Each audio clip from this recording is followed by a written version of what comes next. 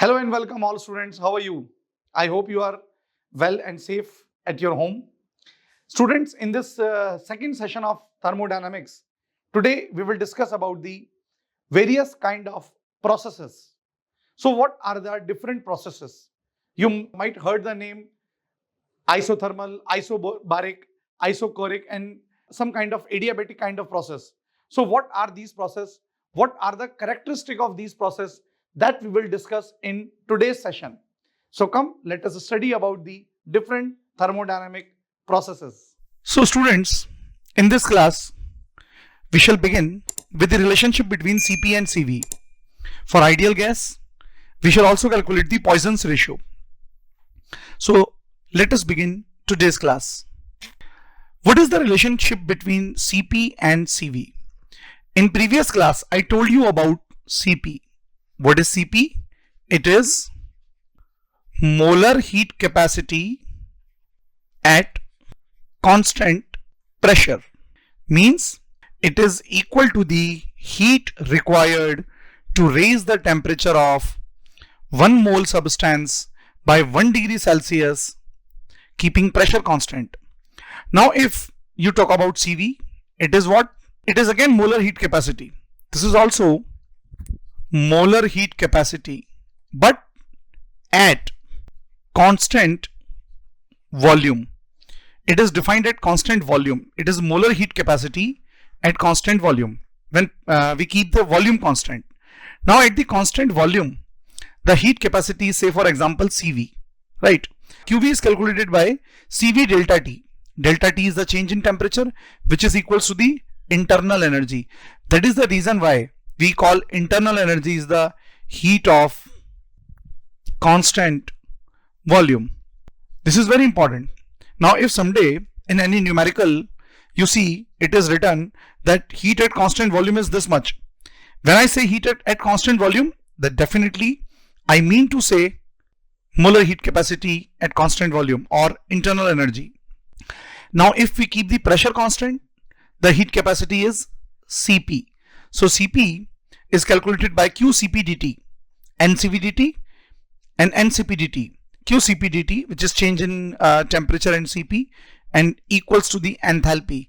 That is the reason why enthalpy is also called as heat at constant pressure. So whenever I say heat at constant pressure, I mean to say enthalpy. And when I say heat at constant volume, I mean to say internal energy. Now what is the difference between Cp and Cv? What is the difference between heat at constant pressure and heat at constant volume? It can be derived from an ideal gas equation. So now we shall derive it. For the 1 mole of ideal gas, for an example, if you take 1 mole of the ideal gas, for which delta H is equals to delta U plus P delta V. So delta H will be equal to delta U plus delta RT, because PV is equals to nRT, and if for 1 mole N is 1, so PV is equals to RT. Now solving this equation further, delta H, change in enthalpy, is equals to delta U, change in internal energy, plus R delta T. Alright, so substituting delta H and delta U by Cp and Cv, delta H is Cp dt as we studied in the previous slide, delta U is Cv dt, and this is R dt. dt is cancelled from the equation, and the final result which came here is Cp minus Cv is equals to R. So this is very important relation, also called as Mayor's relation. Mayor's relation. This relation is also called as Mayor's relation, and it is a difference of heat at constant pressure and heat at constant volume. Furthermore, we shall discuss about the Poisson's ratio, which is represented by the sign gamma. So it is a ratio between heat capacity of a substance measured at constant pressure Cp and constant volume Cv. So when you calculate the ratio of Cp and Cv, heat capacity at constant pressure Cp, heat capacity at constant volume Cv, that ratio is called as Poisson's ratio. For monoatomic gas, this gamma becomes equals to 5/3, 1.66. Students, this is important. You have to memorize these values. So always remember that value of gamma, which is Cp upon Cv, called as Poisson's ratio, is 1.66 or 5/3 for just for monoatomic gas. It is not for all. For example, noble gases like helium, neon, argon, krypton, and any other gas who remains as the monoatomic form. If the gas is diatomic like O2, N2, Cl2, F2, the ratio of Cp and Cv, which is gamma, is 7/5. Numerically, it is equals to 1.4. So please remember this value is 1.4 for diatomic gas, and for monoatomic it is 1.66. Right? For triatomic gas, if we take the example of triatomic gas, that is CO2 or SO2 or any other gas, this ratio is 1.33 or 8/6, which is simplified as 4/3. But remember one thing which is important for liquids and for solids.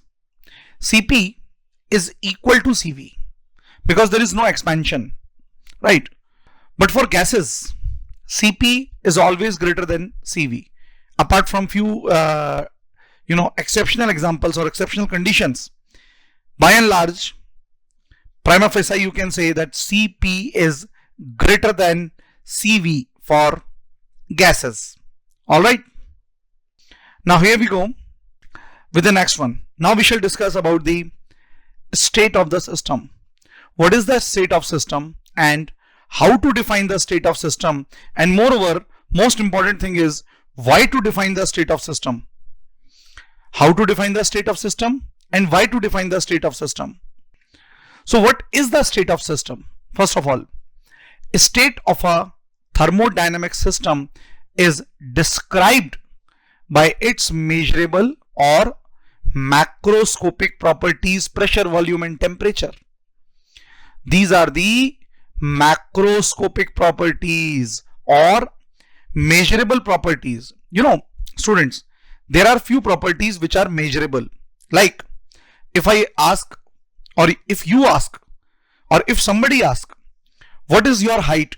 Yes, I can measure your height.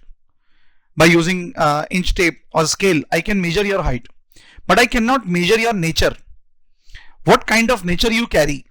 Either you are emotional, or you are a strong guy, you are a tough guy, or you are a shy person, whatever. But we cannot measure your emotions. It is not the measurable property.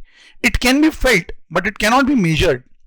Getting me? So, state of thermodynamic system is described by the measurable or the macroscopic properties. We have two kinds of states of the system. One is the state function. State is given condition.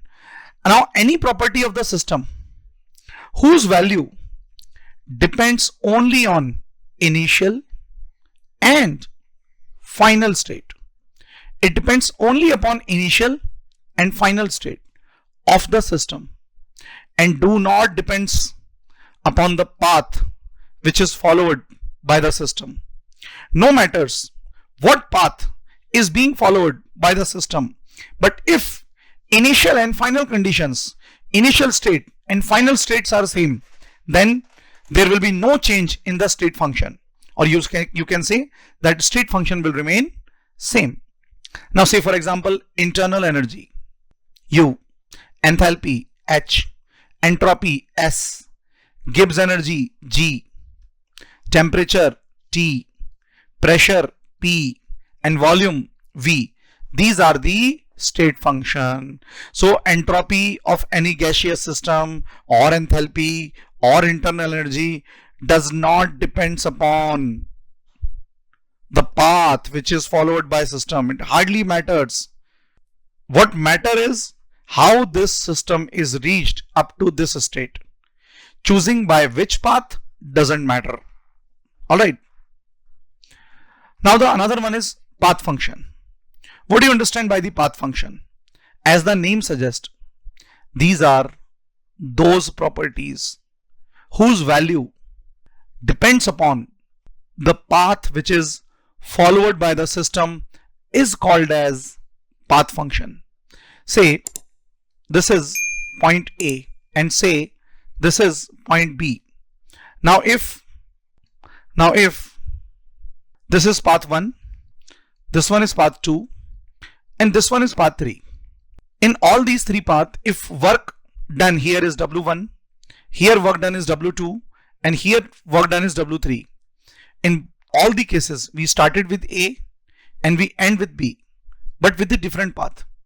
But work is the path function. So W1 will not equal to W2 and will not be equal to W3, because work depends upon path. If the path changes, work changes. Now, I would also like to mention one thing.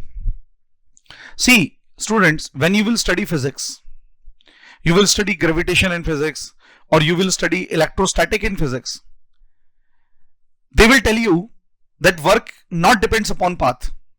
What I am saying right now is work depends upon path. They will say that work not depends upon path.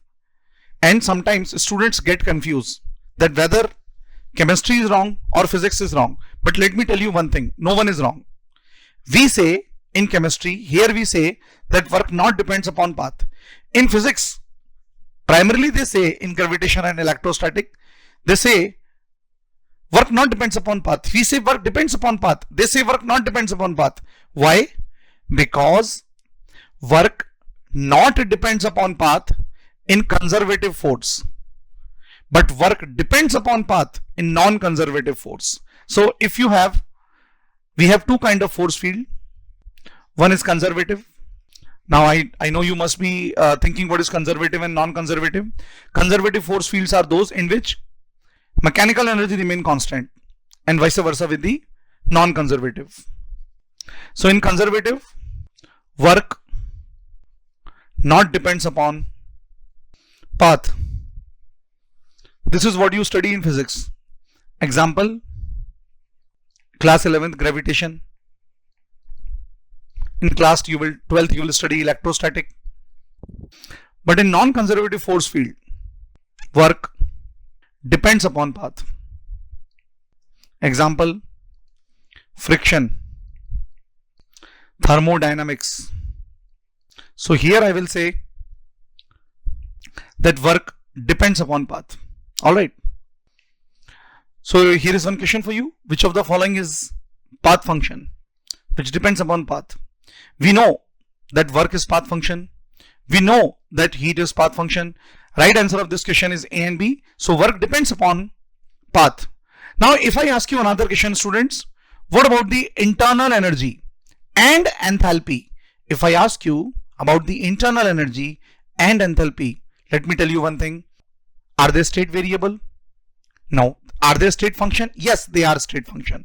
So their value depends upon their initial and final state, irrespective of the path chosen. Alright. Now we shall study about the thermodynamic processes. In thermodynamics, we run different kind of processes. Those processes which have different kind of specifications, different kind of parameters, and different type of conditions, different type of consequences, and so on. Now we shall discuss all of them one after one. Thermodynamic processes are of following type. One of the most common thermodynamic processes is isothermal. Let me tell you one thing. In isothermal, temperature remain constant. Isobaric, where pressure remain constant. Isochoric, where volume remain constant. Adiabatic, no heat exchange between system and surrounding. They exchange no heat. So basically Q is 0. Cyclic process, initial and final are same because they run in the cycle. Reversible, in which direction can be reversed, and irreversible, only single direction. In this, both direction forward and backward. Irreversible is only forward. There is no backward reaction in this. So the first one is isothermal process. What do you understand by the term iso? Iso means same. Thermal means temperature. So where temperature remain constant. So the process in which temperature of the system remains constant throughout, right from the beginning to the end, is called as isothermal process. So if temperature is constant, change in temperature delta T is 0, and at constant temperature, change in internal energy for ideal gas is also 0. This is for ideal gas. So there is no change in temperature, but there will be exchange in energy. If you will do work on system or there is work done by system, there will be change in heat. Heat will be exchanged between them, but temperature will remain same because heats will be exchanged. So temperature will remain same. All right. Another one is isochoric. Like I told you, what is isochoric? In the isochoric, volume remain constant. A process in which volume of the system remains constant throughout is called as isochoric process. Constant volume. So change in volume is 0, and when change in volume is 0, W, which is equals to P delta V. Since delta V is 0, work is also 0. So whenever you listen the term isochoric, just say work done is 0.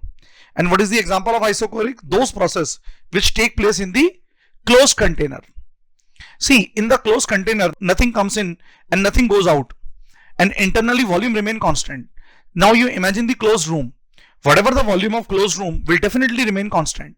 So isochoric process could be happened only in presence of closed container. If any of the wall of the container is movable, then system will not be isochoric. What about the adiabatic? Adiabatic process, like I told you, a process in which heat is not allowed to exchange between system and surrounding, or in other words, it is not allowed to enter or leave the system. System cannot absorb heat or system cannot release heat. Virtually, it is called as system is thermally insulated. There is insulation, thermal insulation, no heat exchange. It cannot absorb energy and simultaneously it cannot release energy. So basically Q is 0, no heat exchange. If heat is not exchanged, definitely there will be change in temperature. What happens in adiabatic expansion? In adiabatic expansion, there is a cooling effect. Temperature of system reduces, cooling effect. And what about adiabatic compression? What about adiabatic compression? It causes heating effect. It causes heating effect, students. Now cyclic process, like we discussed, cycle, a complete circle. Now in this circle, which is right in front of you, students, can you identify from where it starts and where it ends? No, you cannot. Nobody can identify where is the beginning and where is the end of the system, because it is cyclic. It runs, it goes in the cycle. So when a system undergoes a series of process and finally reaches its initial state, so whatever the initial state is the final state. When system finally reaches to the initial state, it is called as cyclic process. It is called as cyclic process. Now in the cyclic process, all the changes in the state functions are 0. Why change in state function are 0? Because initial state becomes equal to the final state. So there is no change in the state. Whatever the state of initial system is equal to the state of final system. There is no change in the state. State is constant. Alright. But you see, path functions are not 0, because even though you reach up to the same state as the initial state, but still some path is traveled by the system. Some path is traveled by the system. So path functions are not 0 in this. These are the graphical representation of the PV curve or position indicator curve for the different systems. You see, this is isobaric because pressure constant, slope is 0. This is isochoric because volume remain constant, slope is infinite. And this is isothermal, temperature remain constant. And this is adiabatic where Q is 0. So please make note of that. This is graphical representation of the different kind of process. Now what is reversible process? Those process which can be reversed. Direction can be reversed. How it can be reversed? Those process in which difference between the driving and opposing force. Now you must be thinking, sir, what is driving and what is opposing force? See, the force which drives the system is driving force. And as the name suggests, the force which opposes the system is opposing force. When there is a very small difference between them, between the driving and the opposing force, sometimes the system goes in forward direction, and then at the very next moment it could come in the backward direction. So this kind of system could be reversible, in which direction can be reversed. Another one is the irreversible. What is the irreversible? In the irreversible system, there is a huge difference, large difference between the driving force and the opposing force. So because of this large difference, opposing force would never be equal to equate the driving force, and it will always run in the single direction. So increasing opposing force slightly, and it cannot be reversed. For example, all the natural processes, they are irreversible. Sun goes up, sun goes down, irreversible. Water comes from the cloud by the rain, irreversible. So natural processes cannot be reversed. Once they happen, they happen. That's it. There is no go back. They are irreversible. Now we shall discuss expression of the isothermal work done. We shall discuss about the work done in different processes. See, consider an ideal gas in a cylinder which is fitted with the weightless and frictionless piston. There is no friction in the piston. Now we assume this. And the initial pressure and volumes are P1, V1, and temperature is constant, which is T. So what is work done? Work done is the opposing force into the displacement. Work is always equals to the force into displacement. So opposing force is suppose F, and D is the distance. Why we are using minus F? Because it is opposing force. So force is pressure into area. So it is P external. It is external pressure into area. Now area into D is volume.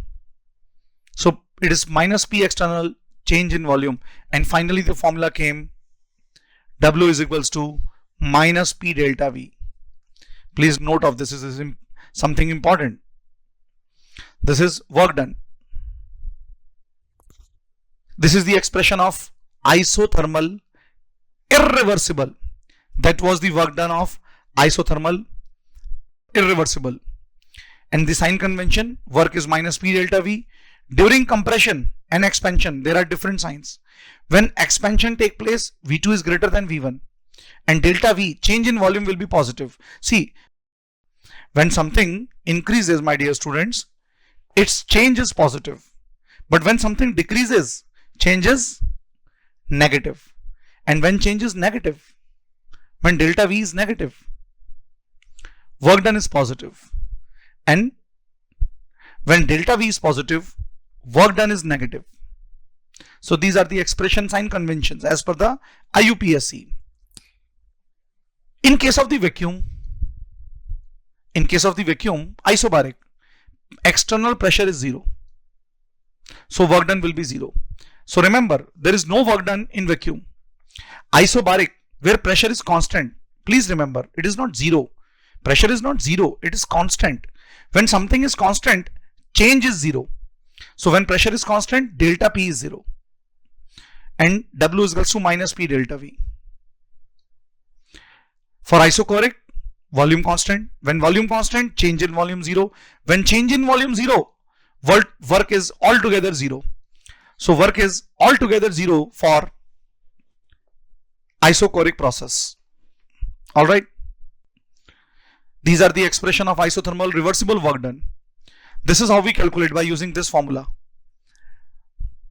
W max means maximum work done. It could be equal to minus 2.303 nRT log V2 upon V1. And we know that V is inversely proportional to pressure. So when the formula is V2 upon V1, in terms of the pressure, it will be P1 upon P2. These are the formula of work done for isothermal, but reversible. For irreversible, it is P delta V. We just studied in the previous slide. For reversible, it is this much, minus 2.303 nRT log V2 upon V1. By putting the value of V2, V1, you can calculate the work done here in this case. So this is about the work done in the different kind of thermodynamic processes. In the next class, we shall continue from here only, and we will discuss further more topics of this unit. We hope that you liked today's class and it was very important. So again, I would like to make a request. Please go through this class one more time and go through the notes and study well. All right, students. Now I would like to take your permission. We shall meet in the another class. Thank you.